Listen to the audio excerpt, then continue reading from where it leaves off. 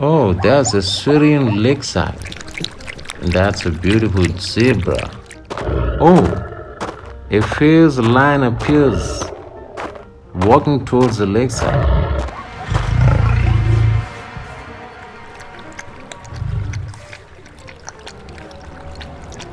The lion is thirsty too.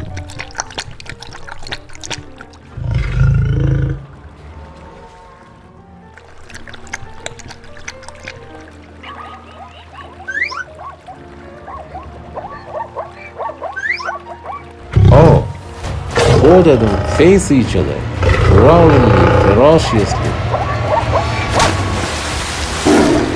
Oh, the zebra quickly jumps into the water, hoping to escape from the lion. And the king of the jungle is frustrated.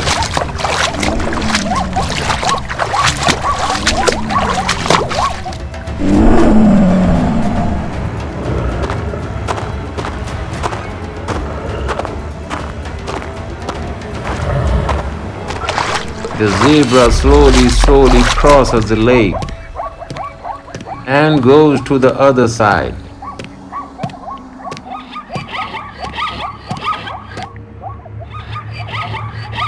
Oh, it senses danger again.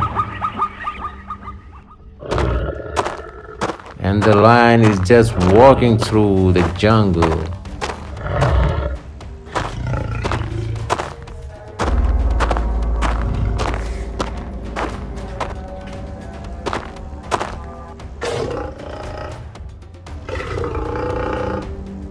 And he senses something. Oh, it's a zebra. That makes it easy for him.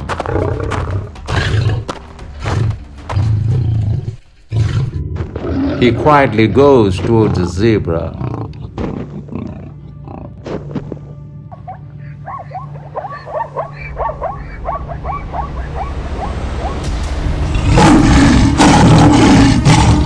Oh, he attacks and he claws the zebra.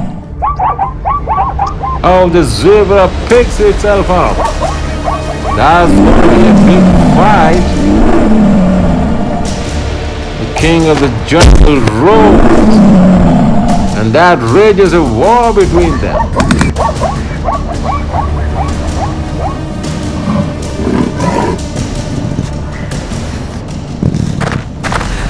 The lion attacks the zebra again.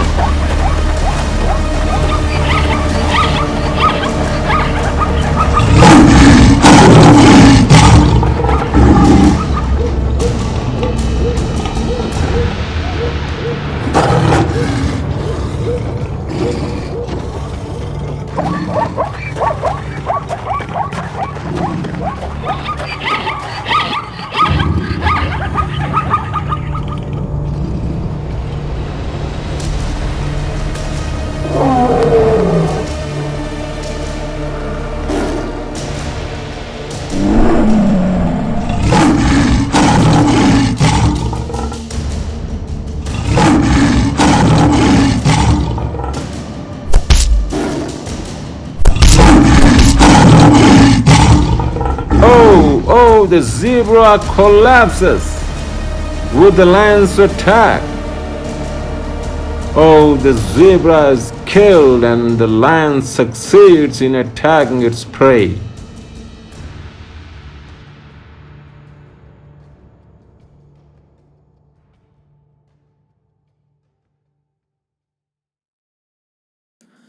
चतुर हाथी और शेर की कहानी। एक जंगल में बहुत ही बलशाली हाथी रहता था।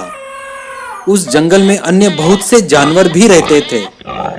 हाथी बहुत दयालु था, इसलिए सब उसकी तारीफ करते थे। हाथी जंगल में सभी जानवरों की मुसीबत में मदद करता था और अगर कभी किसी भी जानवर में मतभेद हो तो वो उसे सुलझाता भी था। सब कुछ एकदम बढ़िया चल रहा था। गर्मियों का मौसम आया और धीरे धीरे सब जगह सूखा पड़ने लगा। पानी और खाने की कमी होने लगी। नदी तालाब सूखे पड़ने लगे और इसलिए धीरे धीरे जानवर जंगल छोड़कर दूसरे जंगल की ओर निकल पड़े, क्योंकि सभी जानवर भूख प्यास से तड़पने लगे थे। ज़ेब्रा, जिराफ, ऊंट, भालू, सभी जंगल के जानवर जंगल छोड़कर जाने लगे। हाथी को अपना जंगल बहुत प्यारा था, क्योंकि उसी जंगल में उसकी बचपन की यादें जुड़ी हुई थी। लेकिन आखिरकार जब जंगल में कुछ भी नहीं बचा, तो उसने भी दूसरे जंगल में जाने का फैसला कर लिया, जहां पर खाना और पानी भरपूर हो। मुझे नहीं लगता कि अब मुझे यहाँ कुछ खाने को मिलेगा। तालाब का पानी सूख गया है। अब मैं ज्यादा दिन तक यहाँ नहीं रह पाऊंगा। अगर मैं यहाँ रुक गया तो जरूर मैं मर जाऊंगा। मुझे अब सभी जानवरों की तरह यहाँ से जाना होगा। इस जंगल को छोड़ना ही होगा। यह सोचकर वो बेचारा हाथी कई दिनों तक भूखा प्यासा चलता ही रहा, लेकिन उसे कहीं भी कुछ भी खाने को नहीं मिला, ना ही पीने को मिला, जिसकी वजह से वो दिन प्रतिदिन कमजोर होने लगा। काफी दूर जंगल में जाने के बाद उसे एक छोटा सा तालाब दिखाई दिया। उसमें थोड़ा सा ही पानी था। हाथी जल्दी से वहां पहुंचा और जैसे ही वो पानी पीने लगा, तभी अचानक वहां एक शेर आ गया।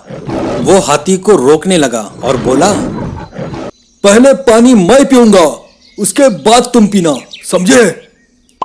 हाथी बहुत ही प्यासा था। उसने शेर से विनती की, मैं बहुत दूर से चलकर आ रहा हूँ।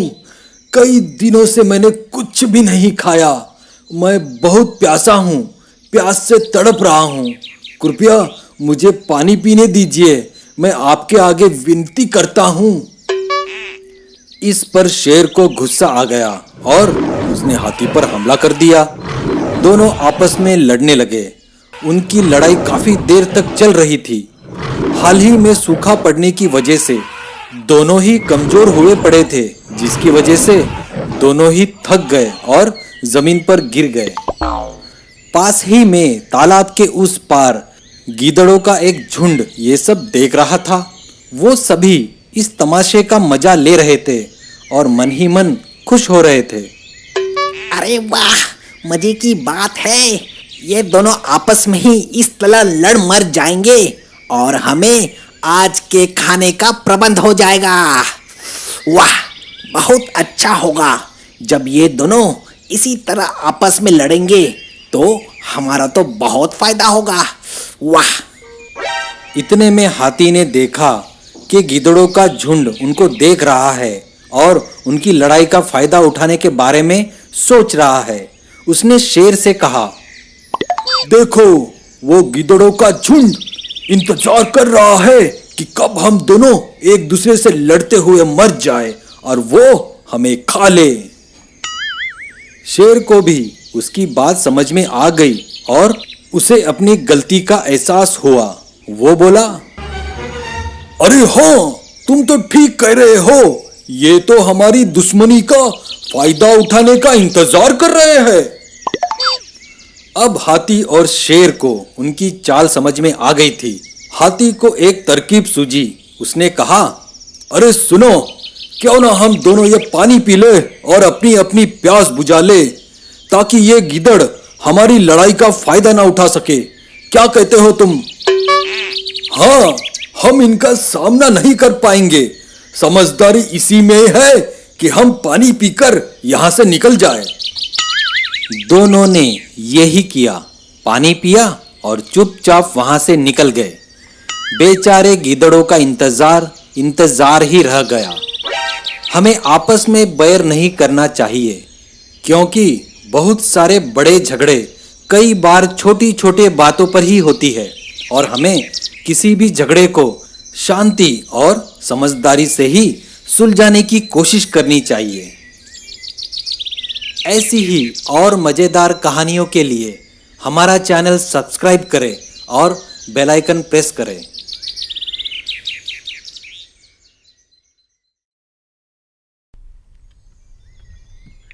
शेर और ऊंट। एक बार जंगल में एक शेर रहता था। शेर जंगल का राजा था। उसके दो सहायक थे, लोमड़ी और बाघ। शेर के दोनों सहायक रोजाना शिकार करने में शेर की मदद करते। एक दिन जब वे तीनों शिकार की तलाश कर रहे थे तो उन्हें जंगल में एक अजीब जानवर दिखा। ये कौन है? लेकिन किसी को भी इस जानवर के बारे में पता नहीं था। तभी लोमड़ी ने कहा, हमें जंगल जाकर अन्य जानवरों से इस अजीब जानवर के बारे में पता करना चाहिए। कुछ समय बाद कौवा एक नई जानकारी के साथ लौटता है। कौवा उस जानवर के बारे में लोमड़ी को बताता है। उसके बाद लोमड़ी सबसे कहती है, यह अजीब सा दिखने वाला जानवर और कोई नहीं बल्कि ऊंट है। ये जानवर रेगिस्तान में पाया जाता है और यह ऊंट अपने झुंड से अलग होकर खो गया है और अब अकेला है। मैंने यह भी सुना है कि ऊंट का मांस बेहद स्वादिष्ट होता है। लेकिन शेर सबसे कहता है, ऊंट हमारे जंगल से नहीं है और यह हमारा मेहमान है, इसीलिए कोई भी ऊंट को नहीं मारेगा। सभी जानवर ऊंट का अपने जंगल में स्वागत करते हैं और उसे एक अतिथि के रूप में मानते हैं। ऊंट उनके साथ होने से बहुत खुश था। फिर एक दिन शेर हाथी से लड़ाई के दौरान घायल हो गया और अब शेर शिकार के लिए नहीं जा सकता था। इस वजह से दोनों सहायक भी भूखे रहने लग गए। फिर एक दिन वह दोनों फिर से ऊंट को खाने का सुझाव देने लगे। लेकिन शेर कहता है, वह हमारे जंगल का नहीं है, इसकी रक्षा करना मेरी जिम्मेदारी है, इसीलिए मैं उसे नहीं मार सकता बल्कि मैं उसकी रक्षा करूंगा। तब लोमड़ी और बाघ ने शेर को सुझाव दिया, ठीक है राजा जी, यदि एक एक जानवर खुद आपके सामने भोजन के रूप में प्रकट हो तो क्या आप खाएंगे? शेर राजी हो गया।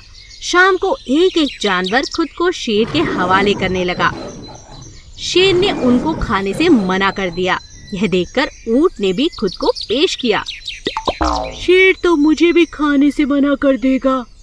जैसे ही ऊंट शेर के पास पेश हुआ, शेर उसे खाने के लिए राजी हो गया और उसने ऊंट को मार दिया और शेर ने अपने सहायकों के साथ ऊंट के मांस का खूब आनंद लिया। कभी भी ऐसे दुष्ट लोगों पर भरोसा नहीं करना चाहिए जो सत्ता में काबिल लोगों के निकट रहते हैं।